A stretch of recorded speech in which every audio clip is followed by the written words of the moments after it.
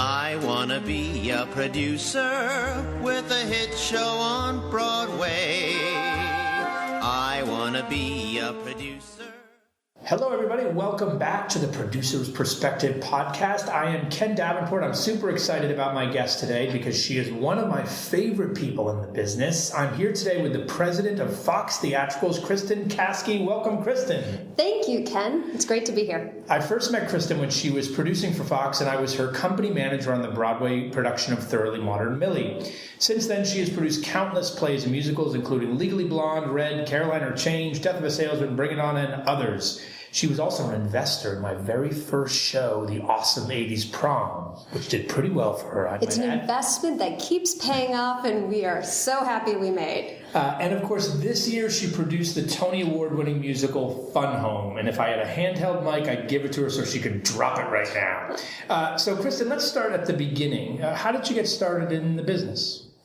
I think like most people in our industry, theater was always a major interest, and I think I always felt I'd end up in the business. I didn't know specifically what I'd be doing, but I also think my roles as an actor definitely pointed me in the right direction. My first role in third grade was in Mother Goose Goes to Hollywood, and I played a producer. And my very last role was as an understudy at the Goodman Theater in Vivisections from the Blown Mind, where I played an agent producer. So, and learned very quickly after Vivisections that being an actor was definitely not my career path. But in all reality, I came to producing after college. I came back to Chicago, and the Chicago theater scene offers a huge amount for people figuring out what they want to do. You can really participate in the nonprofits in a major way as a producer, as a director, or actor. And I was a member of Straw Dog Theater Company, and I interned at the Goodman Theater under Susan Booth, who is now the artistic director at the Alliance. And Susan asked me if I'd ever thought about producing. I admitted in the moment that I wasn't entirely clear what that entailed. And she introduced me to Mick Levitt, who at that time was the head of Fox Theatricals. And Mick was looking for an assistant, as luck would have it. And I do equate part of my career at times to luck, which I'm sure we'll talk about a little bit in this interview. And Mick hired me, and I took the job because I was really interested in working for him, learning more about the business, but also it was a 9 to 5. Then very quickly when I understood how producing really blended both the creative side of the business and the business side, and what was possible within commercial theater, I knew I had found my fit. And then you fast forward about 6 years later, where Mick had really taken me on and taught me the business and allowed me inside the process of a show, which was invaluable to my growth as a producer. We were in the middle of Thoroughly Modern Millie. We had at that time, we'd done Your Good Man, Charlie Brown, we'd done the Goodman Theater transfer of Death of a Salesman, and I'd done a few productions in Chicago because Fox also at that time was a commercial producer in Chicago with Having Our Say, Three Tall Women, Fully Committed. And Mick decided that he wanted a different career path and left the company. And we had just finished the La Jolla production of Thoroughly Modern Millie. Again, luck being part of this, knowing the show was coming to Broadway, knowing that Fox wasn't going to all of a sudden stop producing at this point, our owners came to me and to Mike Isaacson, who at that time was working for Mick's partner in St. Louis, because our company owns the Fox Theater in St. Louis. And they sat us down and said, can you guys try and see the show to the finish line? And we had a great partner in Hal Luftig, who had a lot more experience at that time than we did. And our partner said, can you and Mike do this? Can you finish the fundraising? Can you get this show to Broadway? And Mike and I said, absolutely. We work so well together. It's done. We can definitely do it. They leave the room, and Mike and I look at one another and say, hi, I'm Mike. I'm Kristin. We had hardly worked together and really didn't know each other well. And it's the best arranged marriage ever because we're now 17 years into our partnership and really grew up together in the business. And I'm grateful that Thoroughly Modern Millie turned out as well as it did, because I'm not entirely sure we would be here doing what we're doing had it not. That's a great story. I'm going to start telling that story instead of the one I usually tell, which is the famous Bill Gates and Microsoft and selling IBM Windows or DOS before he created it. I'm going to now tell the story about how Kristin and Mike sold Fox on producing Millie, and they had never met before. I love it. But we knew each other, but the idea of a partnership, we really didn't understand each other's styles, how each of us worked. So we just dove in. We said, we will figure this out. Well, let me tell you, as the company manager watching you two work, we never knew. Good. We never knew. Good. And also, you guys do work unbelievably well together. But it's just a great example for all you listening out there about just taking opportunities when they come, knowing that no one was asking you to operate on the brain of a person who was going to live or die. It was, hey, we have a Broadway show. You want to give it a shot? And you just said yes, which I love. So the first show, that was the first show that you really had the reins on. Yes, I was an executive producer on One Flew Over the Cuckoo's Nest, but that was a transfer of a play that had been reviewed and fully produced. But Thoroughly Modern Millie was the first musical where we started, at the time that we came on board, only Act 1 had been created. It was a NAMT reading. And Dick Scanlon and Michael Mayer had worked on Act 1. At that point, we brought Janine Tesori. Hal Luftig came on as our partner, and that group of people worked together as a team. I will talk often about team because I believe the world of commercial producing is all about collaboration and the team that's around the table. And that team worked together from that point where, again, it was just Act 1 all the way to the opening on Broadway. It's about a 5-year process. And as you look back, so were you nervous throughout the Thoroughly Modern Millie period? I was, but there was a beauty to the naivete. We had fundraising we had to do, and there were people who were interested, but I will acknowledge Dory Berenstein, who, through the course of getting to know me, and at this point I was in my late 20s, said, I really believe in this show. I believe that you guys can do this, and I'm going to come on as an above-title producer. And having someone say that to you really allows you to make that next ask. And the more that I did it, the more comfortable I became in realizing that oftentimes when people were choosing to fundraise, it had very little to do with me and had much more to do with the show, the financial plan we had put together, what we felt, how we felt the show was viable. And the more you do, and I often say to people when they ask about fundraising, once I realized that all people had to do was say no, it became a lot easier. If they want to invest, they will. If they say no, they're not going to be offended that you ask, and you just move on. Yeah, I think people sometimes equate asking people for money just like asking people out on a date. They think that people are going to not only just say no, slap them in the face, how dare you do this, tell everyone in the world, can you believe? And it's just not the case. No. It's just not the case at all. As you look back at Millie, is there anything about that experience that you would do differently now that you've done many, many shows since then? Anything you go, if I'd only known this, I would have done this just a little bit differently? Besides hire a different company manager because that guy was a hack. No, our company manager was fantastic. In fact, he's gone on to great things, let me tell you. I often look back on the Millie journey and am incredibly grateful to all of those people who, now that I've just told you the story, they embraced the fact that this was Mike and I's really our first show at this level.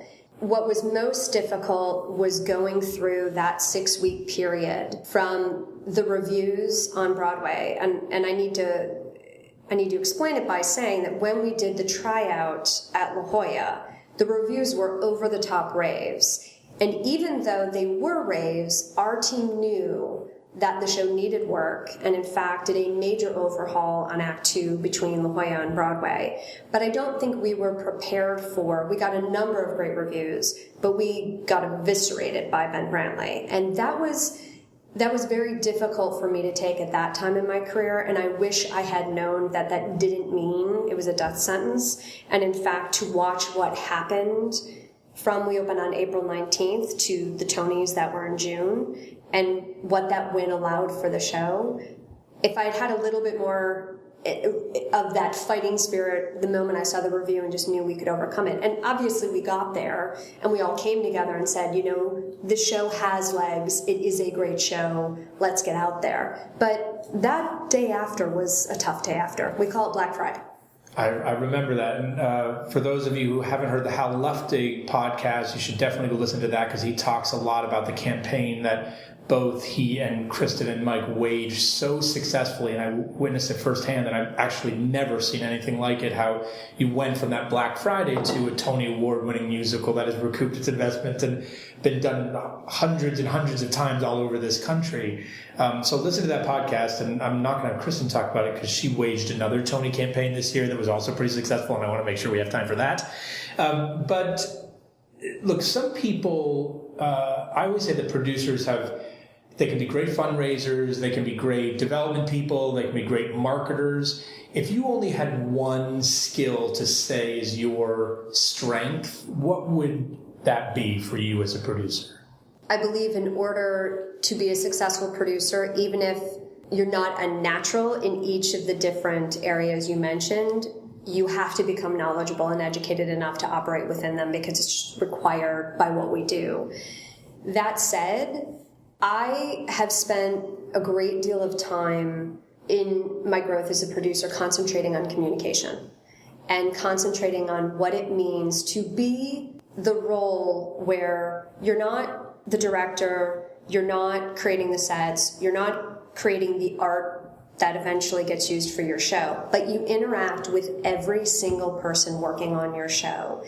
And the need for communication with all of those various areas, because the more you communicate and the more you ensure that everyone is on the same page, it is my fervent belief that the more successful your show will become and the easier it will be to make decisions and move forward because everyone is on the same page. So whether or not it's my best area, it's definitely an area I've tried to develop and cultivate just because I find it essential to what we do.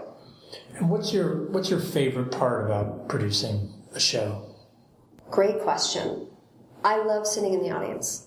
I love sitting in the audience, and it's often when people ask me why I haven't gone into film and TV, I don't believe there's anything that can compete with the experience of live theater where you all come together as a group to experience a show. And the fact that one audience can be different from another just based on who's there.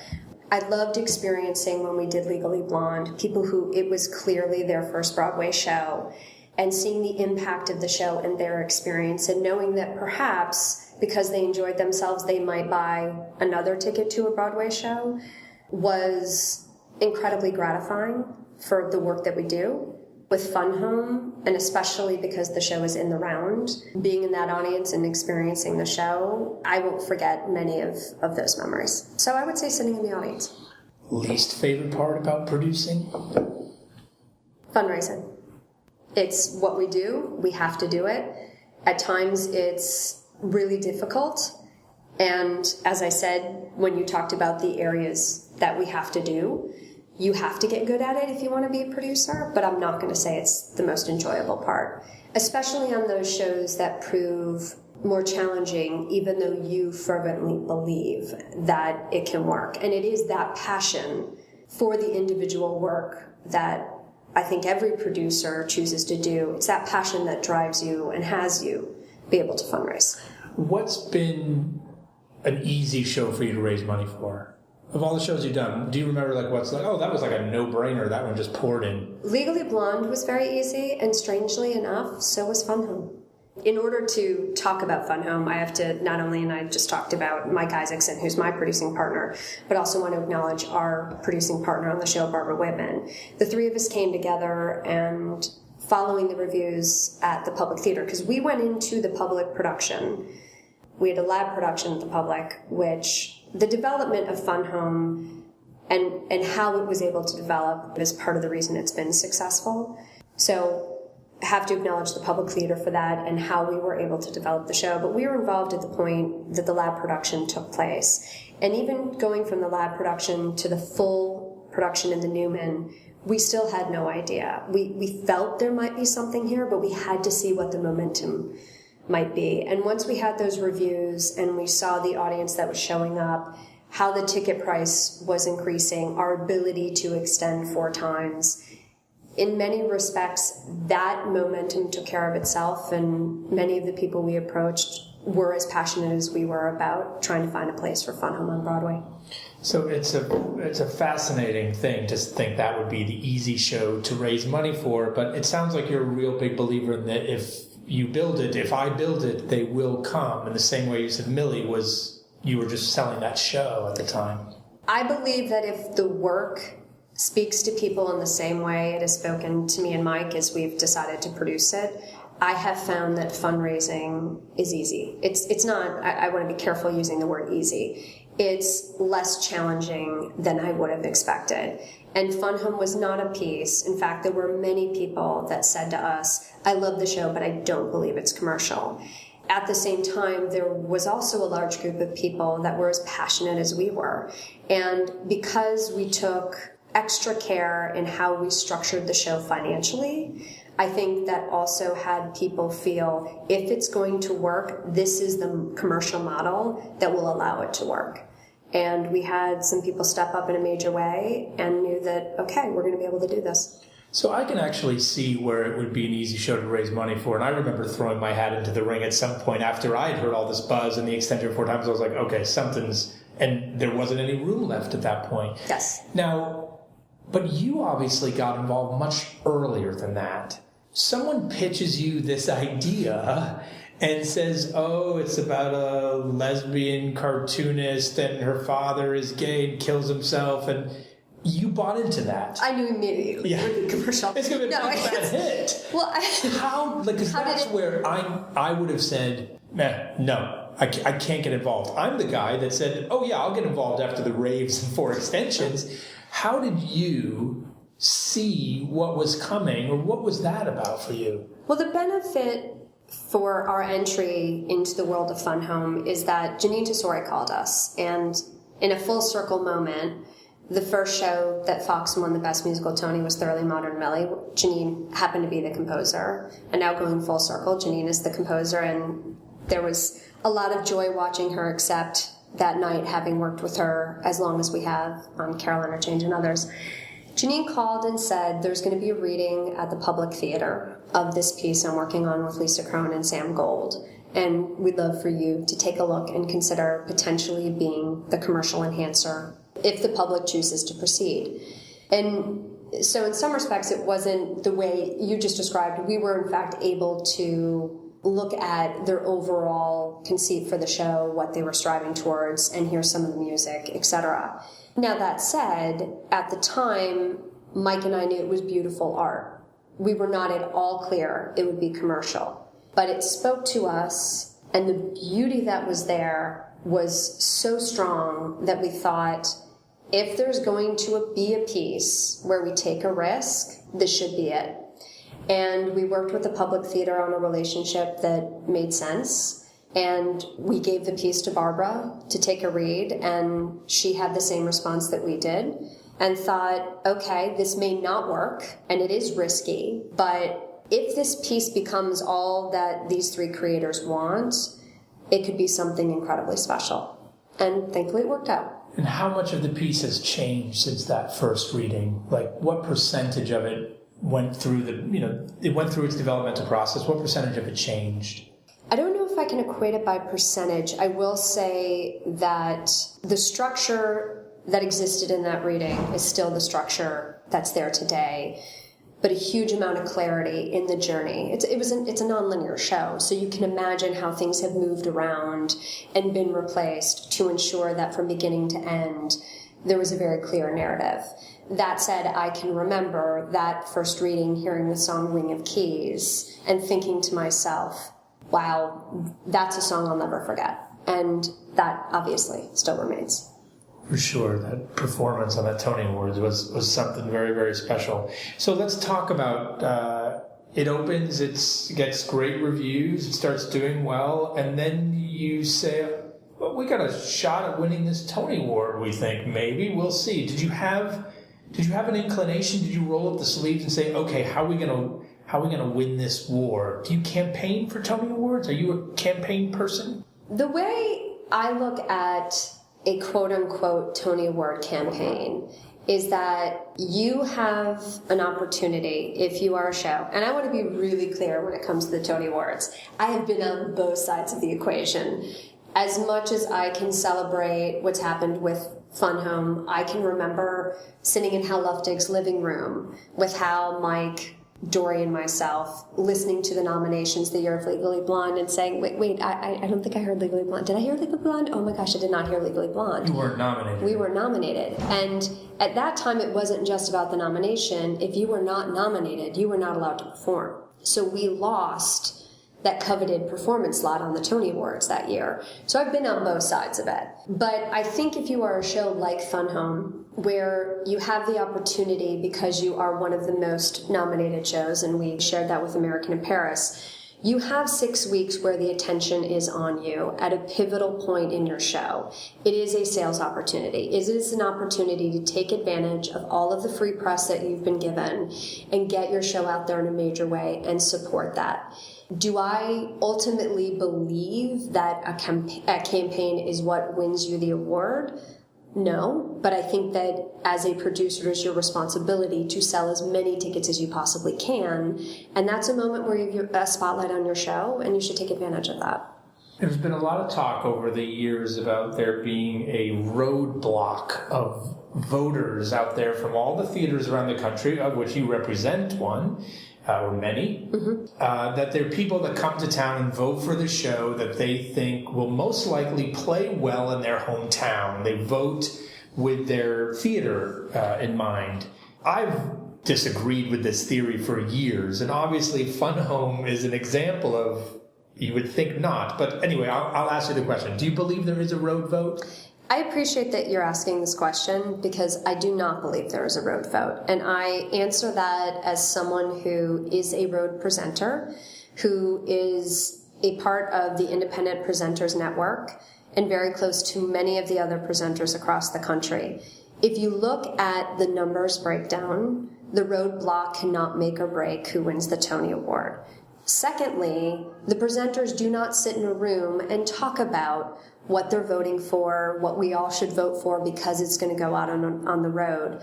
In fact, and I hope this is good news to people, the majority of voters, when they sit with that ballot, vote for the show that they like the most. And yes, do people have their own interests in mind at various points? If you're a producer, if you're an investor, etc., yes. But, and maybe I'm being idealistic, but I do believe that the majority of voters vote for what they respond to the most. So I wish that the various columns that we read that talk about the road vote would just sort of go away, because I don't think it makes or breaks whether or not you win.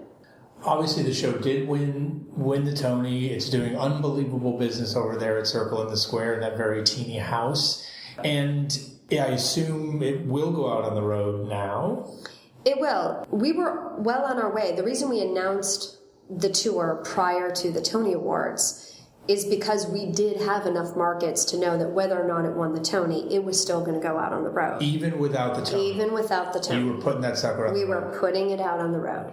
And now with the win, we've been able to add some weeks, and hopefully, depending upon how the show does, because in today's time, you normally have that first year and then penciled in the second year of the tour. We'll see what happens further from that. But yes, it's going to go out on the road.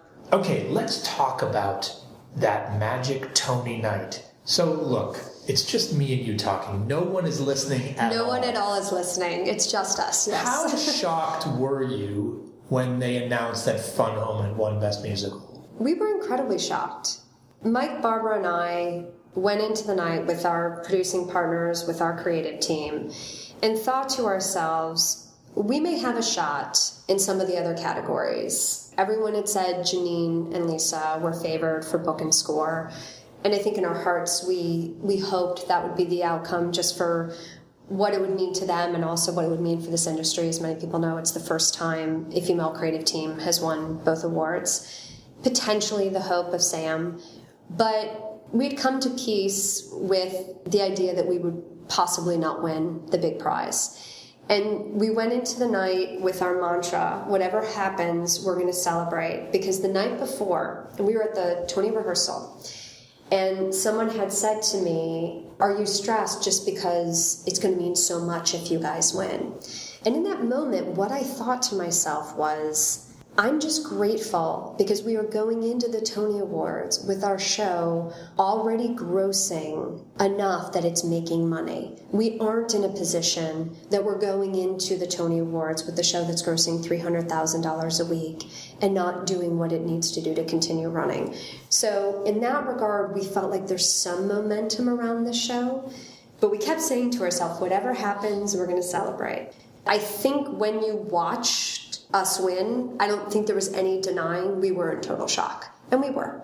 And at the same time, so grateful to the industry for that acknowledgement, which, as we all know, really allowed the show to be present and to know that the show was going to continue with this win.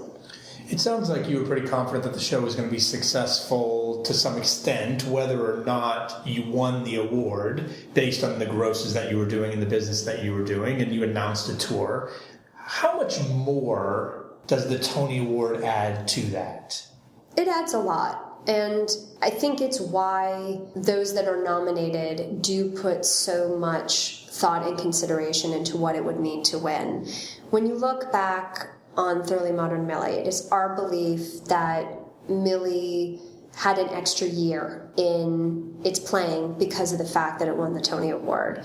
I can't deny that as well as we were doing prior to the Tony Awards, this win not only means a huge amount for sales, but there are people that go to see a musical just because it won the Tony Award. And that audience and having that audience come in and specifically see this show means a lot to us, and that's been what's been an extraordinary experience for all of us involved in the show, is to see how varied this audience is that's coming to Fun Home, and it's much richer and much more expansive than I think we ever thought possible.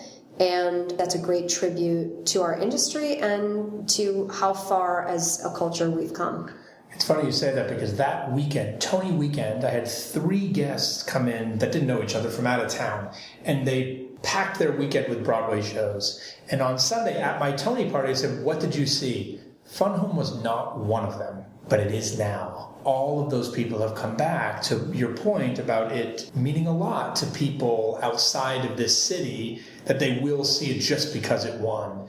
And I'm sure bookers that it won the Tony Award, so now I will produce a tour. Regional theaters, now I'm going to do this. And I will add, I also believe that many of the performances and the fact that we now have performances from shows that aren't always nominated benefits those shows with sales. When you look at how incredibly well American in Paris is doing and Something Rotten and these other shows, it shows how impactful the Tony Awards are, both for the telecast and the press that comes in those preceding days. It means a huge amount to our industry. And so you said, Millie, you had another year without it. Can you quantify it for Fun Home? How many more years, months do you think you will get now that you have Tony? We don't know yet, but the fact that we're in a place where we are primarily selling out every night and are moving into the fall, which, as you and I both know, is typically a more challenging time, and are feeling very confident for the fall, I think it shows good things for the show as far as how long. We just don't know yet. And you look at Gentleman's Guide and how long it's been able to run and how well it's done. I think that prize definitely shows there's value to it. As the president of Fox, you produce shows in New York, and you also book shows at the Fox Theater in St. Louis, yes? Yes. Can you describe the different process that you go through from wearing both of those hats? Like, I'm going to provide unique and cutting-edge entertainment for New York, but what do you look for in terms of criteria for shows that you book at the Fox in St. Louis? A Broadway presenter, and specifically what we do in St. Louis, is we try to bring the best of Broadway to our audience. We have 17,000 subscribers. We have a 2-week subscription. And the success of that theater is what allows our theatricals division to exist. And We look at those shows that have been the most successful on Broadway. We look at those tours that are coming out on the road that we feel our audience may enjoy. We did Dirty Dancing, for instance, that wasn't on Broadway, but we knew that our audience would respond. That being said, when you look at those shows we brought, we have also brought those shows that might seem riskier. We did August Osage, we did Doubt, we presented Next to Normal, titles that might seem riskier in America. I use quotes when I say that. But many of the audiences across the country and the audience that we have in St. Louis, they want to see, as much as they want to see the classics and the crowd pleasers, they also want to see those award-winning shows that are innovations, that are forwarding the medium. They're all, for the most part, musical theater lovers. So I have enjoyed my years as a presenter because it's had me appreciate the audience that is there, their loyalty to that theater, and what that means for theater across the country. Because there is a vibrant scene in all of these various cities with their Broadway series. And that means a lot to the business that we do in New York. And when people come to New York, coming to also see Broadway shows, I think they relate to one another. It's made me a better producer because you really begin to understand the ins and outs of this business and how, as much as it's about your run on Broadway, there's also that life after Broadway. There's your national tours, there are your international productions. And a national tour is a huge part of the process of producing a show. Scale of 1 to 10, how healthy is the road right now? 10 being business is the best it could be. It's pretty high up there. I would say around an 8. It's right now we are in a time when there's a huge amount of product out on the road. You have multiple mega hit shows. Now, when you look at it, most people say it's about 5 or 6 years every time you have what we consider a mega hit. But many of these mega hit shows are having huge returns. We're doing our 4th engagement of Wicked, and every time we do it, we sell more than the previous engagement, which says something about its lasting power. I think we're on our 5th engagement of Jersey Boys. So you have these new shows coming out as you have these other shows returning, which is allowing for a longer life of these shows. So it's an incredibly healthy time. And I think coming out of this Broadway season, you have, when you look at the year when you had Pippin, Cinderella, Kinky Boots, Matilda, again, that's a high number of shows that were incredibly successful that all then went out at the road at pretty much the same time.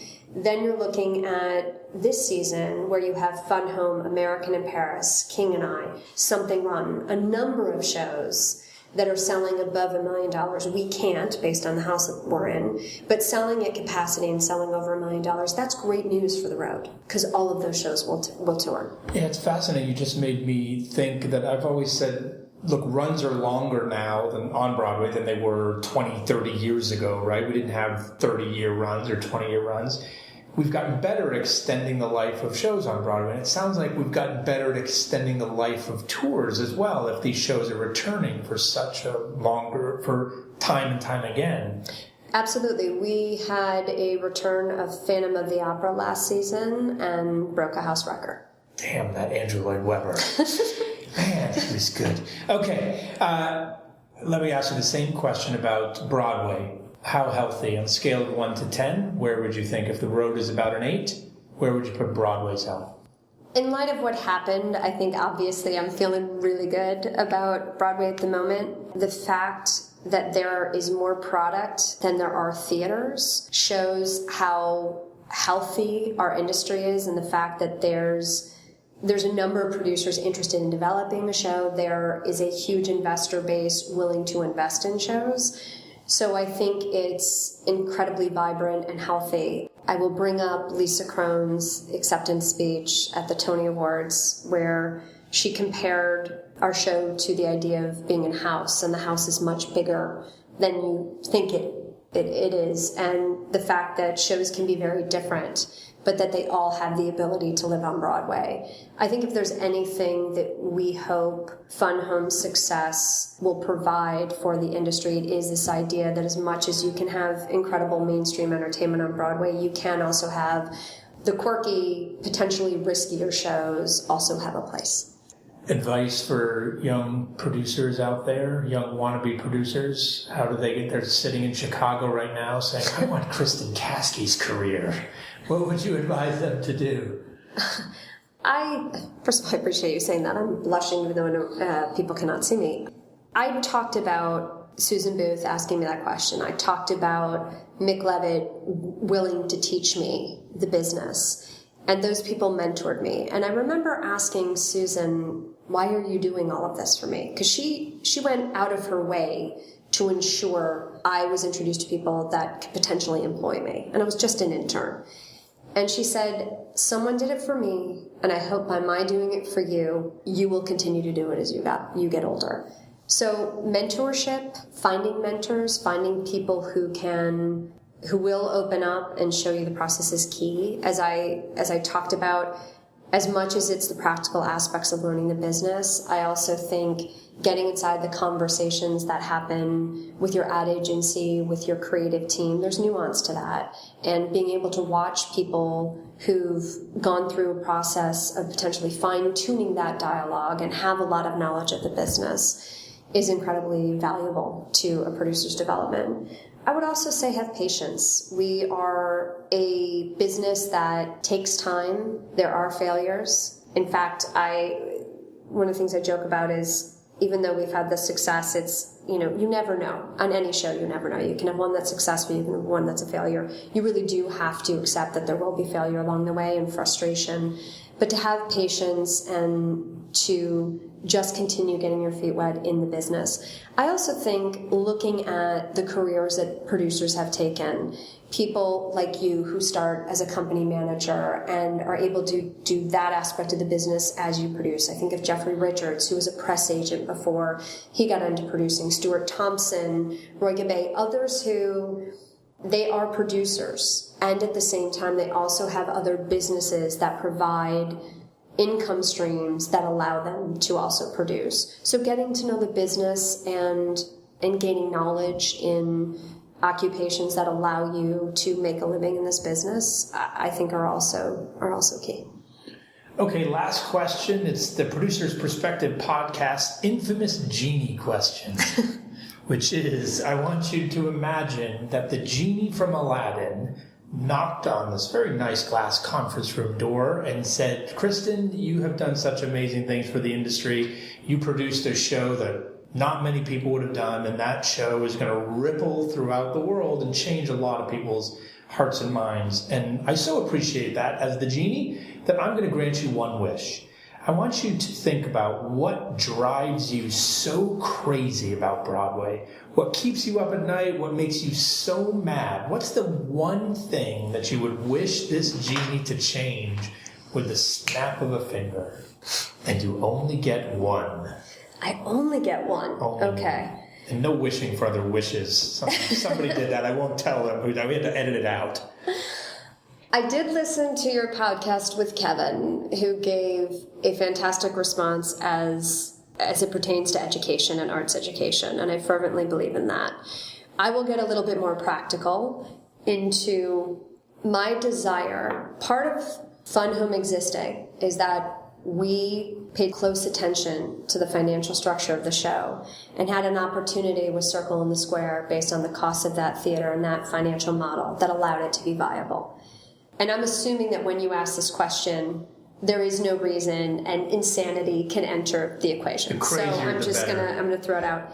I would love to get rid of the financial structure of how we put together shows, break it open, and completely redesign the financial structure of commercial Broadway that allows more flexibility in when we perform and don't perform, that allows us to create a financial model that has many various equations based on the viability of the show, that will allow for a wide range of commercial productions and how the financial system works, that will eventually, because the price of tickets is not solely driven by costs, But when you look at why a show costs as much as it does, it is absolutely related to how expensive it is to run a show. If we can break open and completely restructure the financial model of a Broadway show, we will have more flexibility with the pricing that will allow it to be more user-friendly. And now my insanity will cease. We're going to shatter the Broadway budget model right here. Kristin, I want to thank you so much for being here. You know, one of the things I love about Kristin's career is that she's produced such a variety of shows, from Thoroughly Modern Millie to all the way to Fun Home. And I will tell you personally that I was a producer on The Visit, which was up for the Tony. I thought American Paris was going to win. And I've never been so happy that when Fun Home actually won. That show is going to do a lot for a lot of people and really, as I said before, change a lot of people, and it wouldn't have happened without you. So on behalf of all of us out there, we thank you for that. Thank you for joining us on the podcast, and we'll see all of you next time.